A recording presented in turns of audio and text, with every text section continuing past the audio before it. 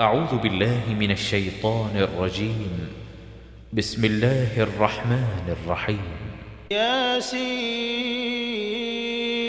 والقرآن الحكيم إنك لمن المرسلين على صراط مستقيم تنزيل العزيز الرحيم لتنذر قوما ما أنذر آباؤهم فهم غافلون لقد حق القول على أكثرهم فهم لا يؤمنون إنا جعلنا في أعناقهم أغلالا فهي إلى الأذقان فهم مقمحون وجعلنا من بين أيديهم سدا ومن خلفهم سدا فأغشيناهم فهم لا يبصرون